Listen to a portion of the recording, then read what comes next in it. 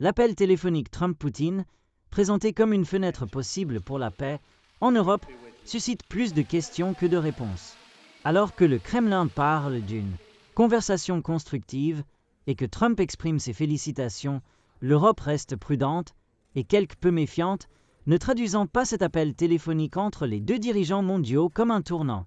Après l'appel téléphonique de 2 heures, le président des États-Unis, Donald Trump, et le président de la Russie, Vladimir Poutine, sont convenus de négocier un mémorandum sur les futures discussions de paix. Dans sa réaction, le chef du Kremlin a ajouté que ce mémorandum serait rédigé sur la base des accords nécessaires. Le président des États-Unis a exprimé sa position en faveur du cessez-le-feu, et de mon côté, j'ai également souligné que la Russie favorise aussi une solution pacifique à la crise ukrainienne. Nous devons simplement déterminer les moyens les plus efficaces pour avancer vers la paix. Nous sommes convenus avec le président des États-Unis que la Russie proposerait et est prête à travailler avec la partie ukrainienne sur un mémorandum pour un possible futur traité de paix qui définit un certain nombre de conditions de l'accord de paix.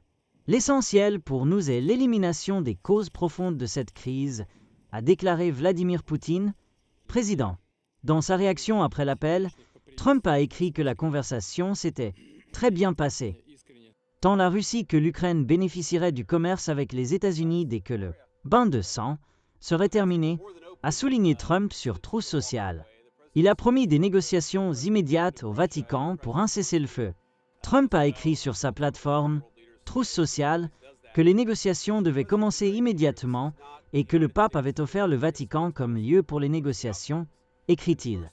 Trump avait déclaré son objectif de mettre fin à la guerre d'agression russe en Ukraine. Cependant, les négociations n'ont pas progressé jusqu'à présent.